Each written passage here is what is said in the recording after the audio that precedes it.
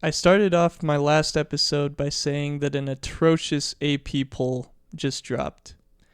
The good news is the AP poll will not matter for the remainder of the year. The bad news is the college football playoff ranking might be worse.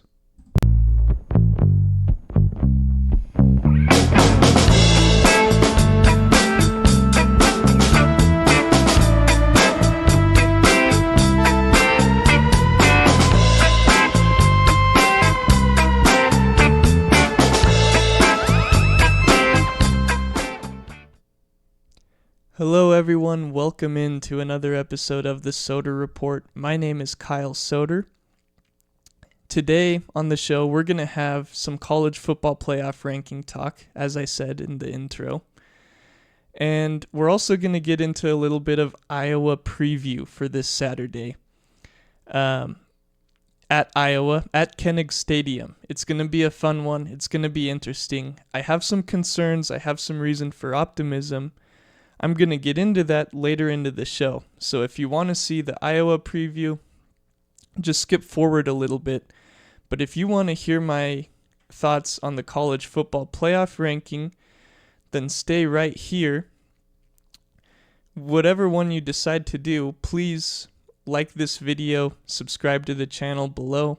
We're getting a lot of traction lately, especially with these Oregon videos. So please like, subscribe, and comment below. So, we have a college football playoff ranking finally. It's like a second start to the year, it feels like. And coming into November, November college football is absolutely incredible. I love college football in November specifically. It's fun in September, it's fun in October. But November is when you have the wheat separating itself from the tares, and you've got the premier programs rising to the top. The best football teams are separating itself from the rest, and we have a brand new ranking giving some teams new life, like Oklahoma, and then frankly screwing over some teams like Oregon. So, let's get into it. Here is the new college football playoff ranking. 1 through 5 is no surprise. That matches the AP poll perfectly. There was some chatter about Indiana potentially being number 1. The college football playoff committee obviously didn't see it that way. 6 through, frankly, the rest of it is where it gets surprising to me. At 6, I expected Oregon to be there, but it was Ole Miss instead. So you want to say Ole Miss has a slightly better resume than Oregon. Okay, I guess I could see that. So Oregon must be the 7th ranked team in the nation, right? Wrong. BYU comes in at 7, and then Texas Tech comes in at 8, and then Oregon is all the way down at 9. So, being down at 9 changes the outlook for Oregon for the rest of the year. I said on my last podcast that there was about a 50-50 chance that Oregon makes the playoff. It sort of depends on which game they lose and which game they win. With Oregon being at 9, frankly, I don't know if they lose if they can afford to lose another game. I don't know if they can lose to Iowa and then get back into the top 12 or top 10, really. We'll talk about why I say top 10 later with the SEC and the group of 5. But Oregon's back is definitely up against the wall here. And clearly, the committee is looking at the Penn State victory in Happy Valley, and they're saying that that was a win over a 3-5 program.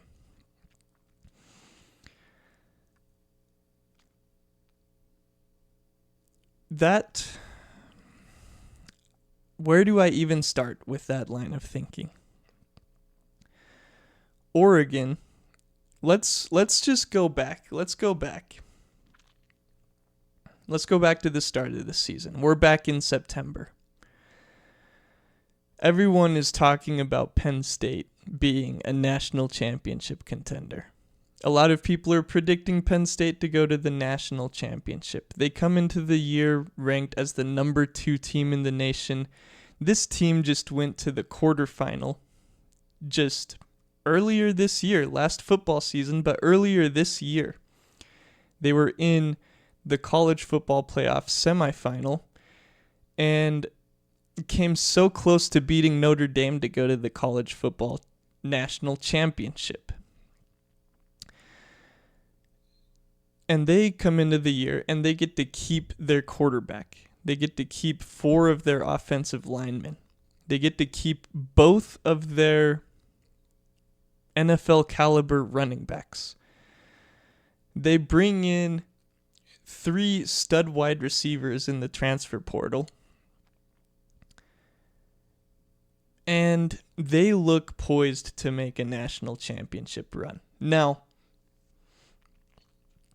at the time they played Oregon was 4-0. Penn State was 3-0. Neither had played a very good non-conference schedule, and Oregon's only victory in conference was against Northwestern. And there was a little bit of talk about Penn State struggling, but everyone thought, well, they're just saving some stuff for Oregon. It's early in the season. They're still working out the kinks. And they go into that game, and 4 quarters does not decide that game. 4 quarters and an overtime doesn't decide that game. It takes 4 quarters and 2 overtimes before Drew Aller throws a pick to Dylan Thieneman to end the game. Now, why do I bring up that sequence of events? Well, it's because Penn State, at that time in week 5, was a bona fide national championship contender. You can say that they struggled with the non-conference slate, which they didn't really. They blew the teams out, but not to people's satisfaction, I guess. And you can say that they probably weren't the number 3 team in the nation at that time, but you will never be able to convince me that that Penn State squad was not a top 10 team when Oregon played them. Now, Oregon played them and beat them and ripped their soul out. That team was soulless the next week going into UCLA, the next week coming home to Northwestern, and then Drew Aller dislocates his ankle and he's out for the season, and James Franklin gets fired. So that team that Oregon played clearly was not just a 3-5 team. That was a great team that they played. That was a top 10 team. I still think it was the number 3 team in the nation. I still think that if Penn State wins that game, they continue on this run, and they're in the college football playoff picture right now. I still think that all of that is true about Penn State today if Oregon does not beat them in double overtime in Happy Valley in front of 111,000 people in a whiteout. So I think it's very, very wrong that the committee is looking at Oregon right now and saying your best win is against Northwestern. Because that's just plain not true. Oregon beat a top 3 team on the road in front of one of the craziest environments in college football. And that should be recognized as a marquee win. But if you're not going to recognize that as a marquee win, then you can't recognize Ole Miss beating LSU as a marquee win. You have to take away credit from Ole Miss as well, if you're going to take credit away from Oregon. Ole Miss played LSU. They beat them. They were the number 3 team in the country. Now they've fired their head coach and their season is off the rails. Yet, Ole Miss is sitting there at number 6. With their only loss being to number 5 Georgia. Oregon's only loss is to number 2 Indiana. And you're saying that Ole Miss deserves to be 3 spots ahead of Oregon because Ole Miss beat number 12 Oklahoma? If you're saying that, then let's take a look. Let's just take a look at Oklahoma's resume here.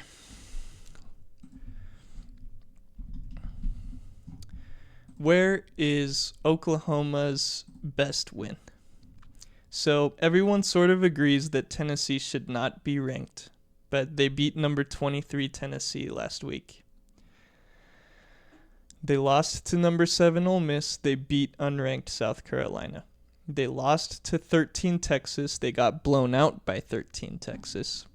This is still the AP poll. Google shows the AP poll.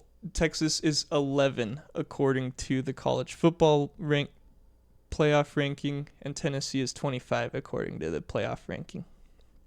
So, you beat 25 Tennessee, who shouldn't be ranked. Everyone sort of agrees. Tennessee hasn't beat anyone. They've lost 3 games. Shouldn't be ranked. Texas at 11, you got blown out. You beat Kent State. Congratulations for beating the Kent State Golden Flashes.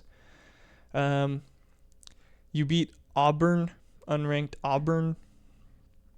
And your best win is against number 21 Michigan, whose quarterback is a freshman, and at that time he was making his second career start in your stadium.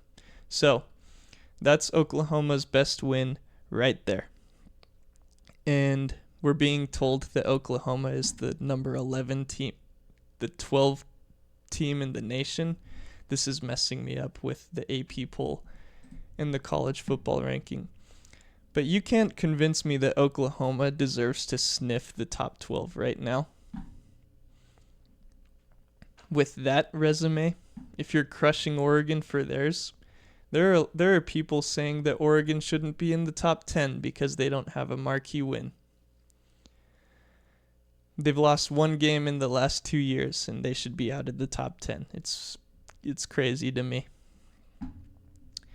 So Oklahoma is egregious. Ole Miss, in my opinion, is egregious as well. I think you should be consistent with these. You're not counting Penn State, so you shouldn't count Ole Miss beating LSU as a great win. So next we've got BYU and Texas Tech ahead of Oregon. Now, I can somewhat understand this. BYU's best win is against Utah, and I could do the same sort of exercise with BYU's resume as I just did with Ole Miss's resume. Utah has 0 top 25 wins right now.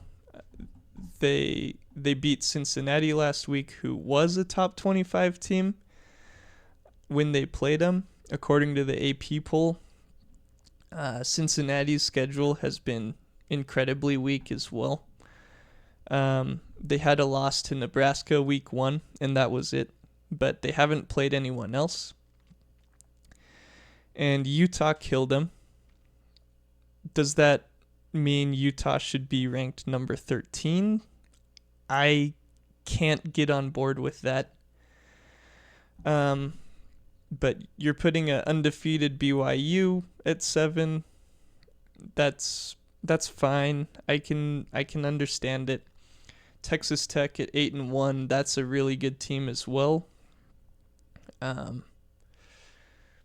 who's Texas Tech's best win, actually? Is it Utah? I think Texas Tech's best win is against Utah.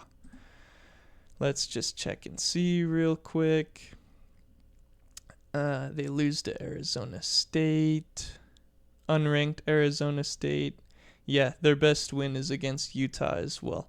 So Utah with 0 top 25 wins is propping up the resume of BYU and Texas Tech, according to the College Football Playoff Committee. I don't think that's right. However, 2 days ago, I sat behind this mic in front of this camera, and I predicted BYU to lose this matchup and win in the Big 12 championship game. So if that holds true, then Oregon's going to pass them anyway if they handle their business. If one of those teams wins out, like let's say Texas Tech beats BYU this week and then goes on to win the Big 12 championship, then they justify their ranking. That goes for BYU as well. But if they split, if they go 1-1, or if one of those teams drops a game along the way, then Oregon's going to leapfrog them. So I personally don't agree with that. I understand where they're coming from, but bottom line is that's going to sort itself out. So I'm not too worried about that. The other thing is, I mentioned this earlier. I'm not going to talk too much about this.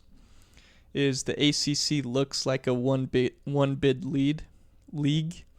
They've got Virginia at 14, Louisville 15, Georgia Tech 17. If we come back to the bracket I had just a couple days ago, I had the ACC getting Georgia Tech in as the ACC champion, and I didn't have any other ACC teams in there. So I agree with the ACC being ranked low.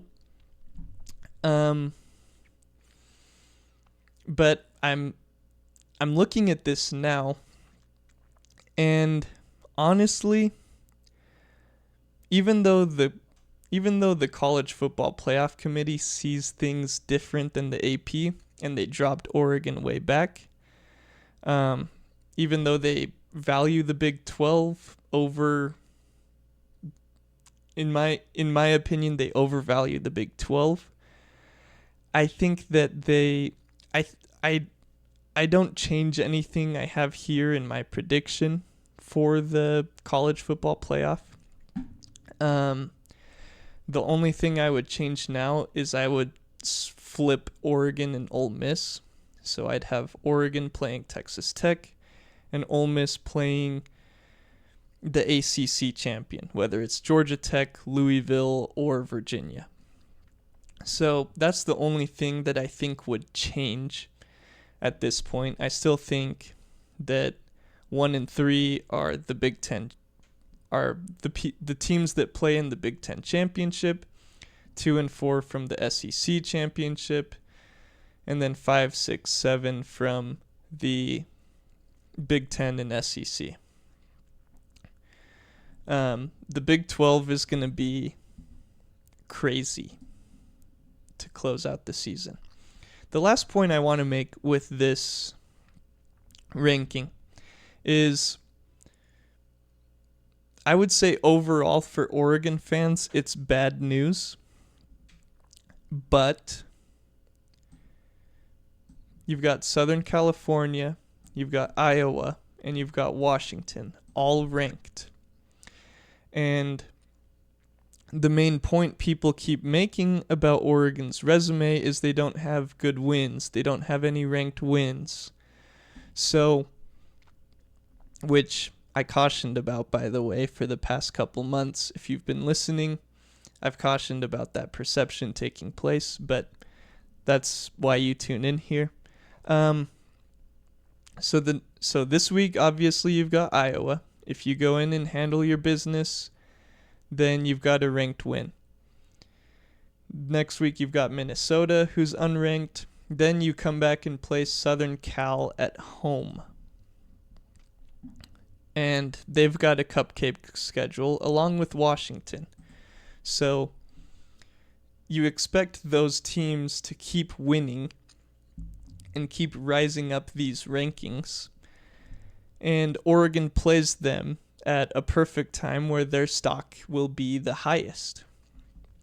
And you're even seeing some predictions for Washington making the college football playoff if they beat Oregon, which I don't expect to happen. I expect Oregon to go 11-1 with wins over these three. Now, just one side note. I have a vein right here in my forehead. It comes out when I laugh really hard or when I get super angry. If Oregon goes through the next 4 games and they beat all of these teams, and after they beat Iowa, they drop out of the top 25. After they beat USC, they drop out of the top 25. And they beat Washington, they drop out of the top 25. If that happens, and someone tries to tell me that Oregon doesn't have any ranked wins, this blood vessel right here will pop, and I'll have to go to the hospital. I'm sorry. If I see people arguing that point against Oregon after the month of November, if these teams implode, it's one thing. But if Oregon beats these teams out of the top 25 and people say that Oregon has no ranked wins, then I am going to go absolutely ballistic. Because you're doing the same thing you did with the Penn State game, only you're doing it in November. And, I mean, you can argue that Penn State wasn't quite a top 10 team when Oregon played them. They were overrated or whatever. We're in November now. We've seen these teams for a long time. We know at this point that these are good teams. So that point cannot be made after the season.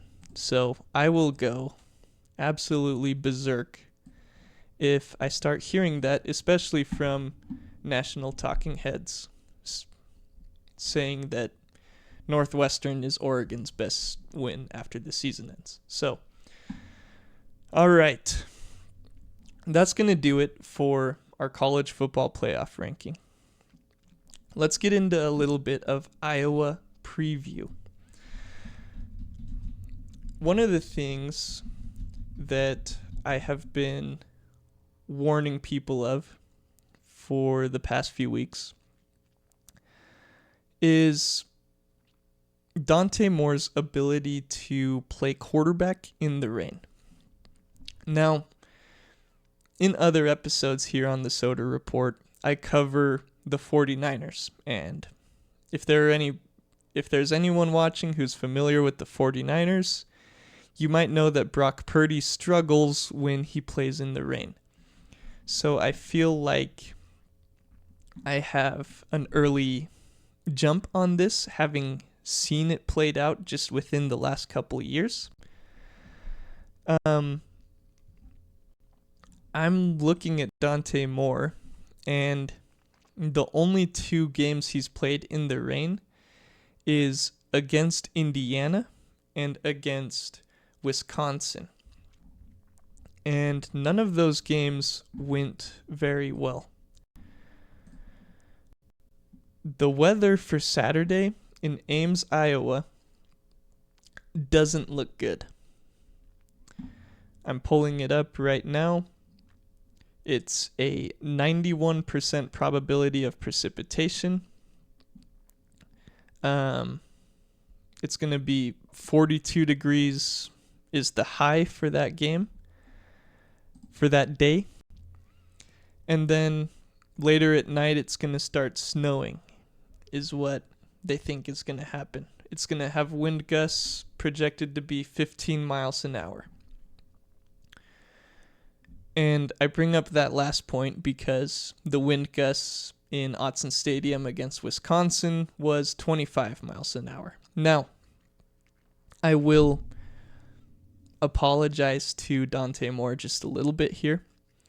I went back and watched the Wisconsin game again, and the wind was absolutely pushing the ball. It was 25 miles an hour gusts, and after 10 yards of throwing it downfield, it was moving drastically. So, I don't fault Dante Moore for that Wisconsin game after the first quarter, but it doesn't make me comfortable with him going into Ames, Iowa in a rainy game with not as much wind, but some wind. It makes me really uncomfortable, actually. So this is going to be another data point because no one actually knows if Dante Moore is good or bad in the rain. A 2-game sample size just isn't a big enough sample size to decide that. But that's something to watch for, is can Dante Moore throw a wet football? And we can't definitively say that he can't after 2 games, but we can't definitively say that he can, because both of those games have been bad. Iowa's quarterback is named Mark Gronowski, and he has not thrown for 200 yards for the entire year. He's only thrown for 4 touchdowns, and he's thrown 4 interceptions. So their passing attack is not the most lethal passing attack in the world. Surprise, surprise, it's the Iowa Hawkeyes.